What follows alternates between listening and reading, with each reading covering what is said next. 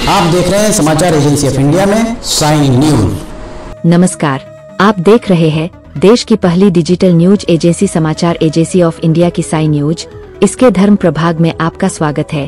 अब आपको पितरपक्ष की पौराणिक कथाओं के बारे में बताते हैं। आशा है आपको यह पसंद आएगा। आप इसे ध्यान पूर्वक सुनिए और धर्म लाभ लीजिए। आइए सुनते हैं पितृपक्ष की कथाओं में विस्तार से।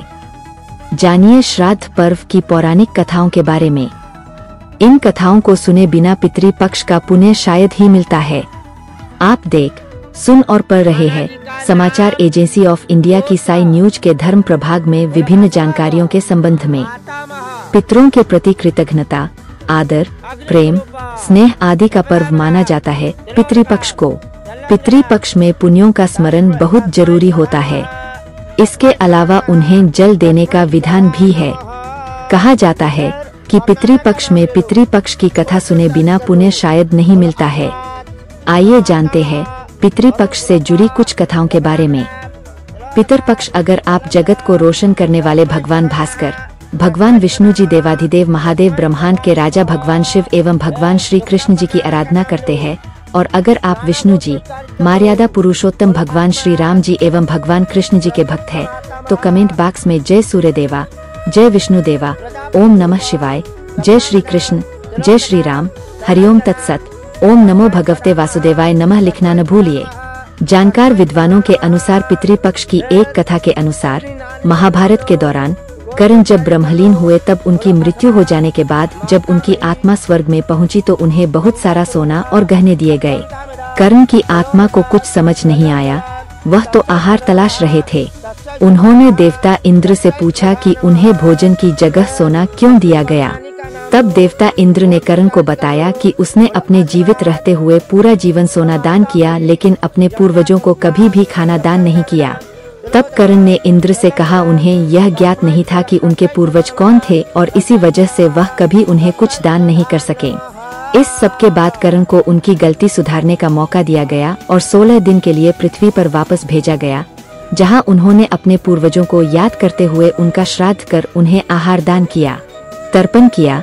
इन्हीं 16 दिन की अवधि को पितृपक्ष कहा गया। अतः इस कथा को पढ़ने अथवा सुनने का बहुत महत्व है। जानकार विद्वानों के अनुसार इसी तरह की एक अन्य कथा भी प्रचलित है। पितृपक्ष की इस पौराणिक कथा के अनुसार जोगे तथा भोगे दो भाई थे। दोनों अलग अलग रहते थे। जोगे धनी था और भोगे निर्धन। दोनों में परस्पर बड़ा प्रेम था। जोगे की पत्नी को धन का अभिमान था, किंतु भोगे की पत्नी बड़ी सरल हृदय थी। इस आलेख को वीडियो में देखने के लिए क्लिक कीजिए।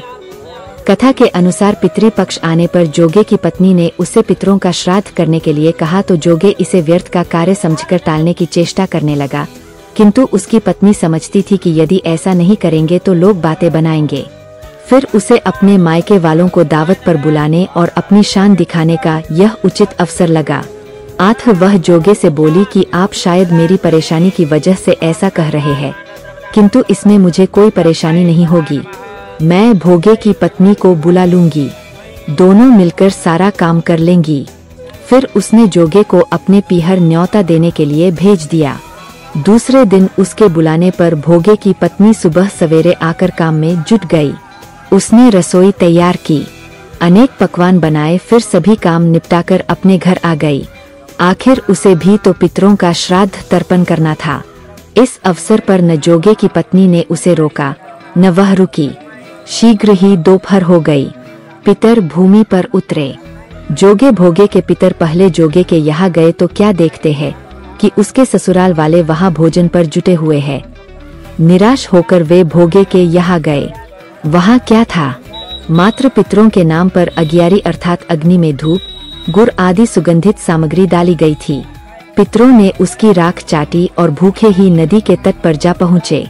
थोड़ी देर में सारे पितर एकत्र हो गए और अपने अपने यहाँ के श्राद्धों की प्रशंसा करने लगे। जोगे भोगे के पितरों ने भी अपनी आप बीती सुनाई। फिर वे सोचने लगे अगर भोगे समर्थ होता तो शायद उन्हें भूखा न रहना पड़ता, मगर भोगे के घर में तो 2 जून की रोटी भी खाने को नहीं थी। यही सब सोचकर उन्हें भोगे पर दया आ गई। अचानक वे नाच नाच कर गाने लगे कि भोगे के घर धन हो जाए, भोगे के घर धन हो जाए। सान्या होने को हुई। भोगे के बच्चों को कुछ भी खाने को नहीं मिला था। उन्होंने माँ से कहा भूख लगी है। तब उन्हें टालने की गरज से भोगे की पत्नी ने कहा जाओ, आंगन में हौदी औंधी रखी है, उसे जाकर खोल लो और जो कुछ मिले बांट कर खा लेना। बच्चे वहां पहुँचे तो क्या देखते हैं कि हौदी मोहरों से भरी पड़ी है। वे दौड़े दौड़े माँ के पास पहुँचे और उसे सारी बातें बताईं। आंगन में आकर भोगे की पत्नी ने यह सब कुछ देखा तो वह भी हैरान रह गई। इस प्रकार भोगे भी धनी हो गया, मगर धन पाकर वह घमंडी नहीं हुआ। दूसरे साल का पितृपक्ष आया। श्राद्ध के दिन भोगे की स्त्री ने 56 प्रकार के व्यंजन बनाए। ब्राह्मणों को बुलाकर श्राद्ध किया, भोजन कराया, दक्षिणा दी। जेठ जेठानी को सोने चांदी के बर्तनों में भोजन कराया। इससे पितर बड़े प्रसन्न तथा तृप्त हुए। इस तरह की और भी कथाएं पितृपक्ष को लेकर प्रचलित है। हरि ओम। पितृपक्ष अगर आप जगत को रोशन करने वाले भगवान भास्कर, भगवान विष्णु जी, देवाधिदेव महादेव, ब्रह्मांड के राजा भगवान शिव एवं भगवान श्री कृष्ण जी की आराधना करते हैं, और अगर आप विष्णु जी एवं भगवान कृष्ण जी, मर्यादा पुरुषोत्तम भगवान श्री राम जी के भक्त हैं, तो कमेंट बॉक्स में जय सूर्य देवा, जय विष्णु देवा, ओम नमः शिवाय, जय श्री कृष्ण, हरिओम तत्सत, जय श्री राम, ओम नमो भगवते वासुदेवाय नमः लिखना न भूलिए। यहाँ बताए गए उपाय, लाभ, सलाह और कथन आदि सिर्फ मान्यता और जानकारियों पर आधारित है। यहाँ यह बताना जरूरी है कि किसी भी मान्यता या जानकारी की समाचार एजेंसी ऑफ इंडिया के द्वारा पुष्टि नहीं की जाती है। यहाँ दी गई जानकारी में निहित जानकारी विभिन्न माध्यमों, ज्योतिषियों, पंचांग, प्रवचनों, मान्यताओं, धर्म ग्रंथों, दंत कथाओं, किंवदंतियों आदि से संग्रहित की गई है। आपसे अनुरोध है कि इस वीडियो या आलेख को अंतिम सत्य अथवा दावा न माने एवं अपने विवेक का उपयोग करें। समाचार एजेंसी ऑफ इंडिया पूरी तरह से अंधविश्वास के खिलाफ है। किसी भी जानकारी या मान्यता को अमल में लाने से पहले संबंधित विशेषज्ञ से सलाह लें। अगर आपको समाचार एजेंसी ऑफ इंडिया में खबरें आदि पसंद आ रही हो तो आप इसे लाइक, शेयर व सब्सक्राइब अवश्य करें। हम नई जानकारी लेकर फिर हाजिर होंगे, तब तक के लिए इजाजत दीजिए। हरि ओम। समाचार एजेंसी ऑफ इंडिया की साई न्यूज में प्रसारित खबरें, गीत, गजल, भजन आदि पसंद आ रहे हों तो आप इसे लाइक, सब्सक्राइब व शेयर जरूर करें। कमेंट बॉक्स में लिखकर बताएं कि आपको ये कैसे लग रहे हैं। यह भी बताएं कि आप और क्या क्या देखना व सुनना चाहते हैं। फिलहाल समय है आपसे इजाजत लेने का। आप सभी स्वस्थ रहें, मस्त रहें। बोलिए विष्णु देवता की जय।